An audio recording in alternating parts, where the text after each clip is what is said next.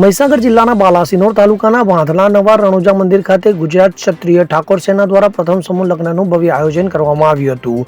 જિલ્લા પ્રમુખ કીર્તિસિંહ ઝાલાની આગેવાની હેઠળ આ પ્રથમ સમૂહ લગ્ન યોજાયો હતો, જેમાં 11 યુગલ યુવતીઓ પ્રભુતાના પગલા પાડ્યા હતા. તો સમૂહ લગ્ન એટલે એક જ સમય અને એક જ સ્થળે એક કરતાં વધુ યુગલના લગ્નનું સામૂહિક આયોજન, જેમાં આજના યુગમાં લગ્ન પ્રસંગ ઘણો ખર્ચાળ બને છે અને ખોટી દેખાદેખી પાછળ આર્થિક ભીસ વધતી જાય છે.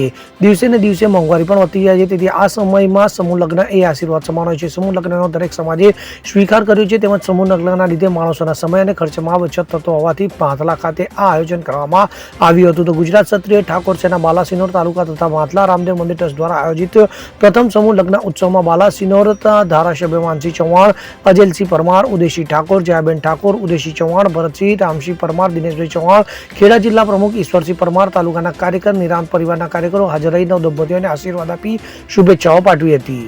સંદીપ દેવાશ્રી સાથે CN24 ન્યૂઝ, મહીસાગર. હવે જુઓ દેશ દુનિયાની તમામ ખબરો તમારી આંગળીના ટેરવે.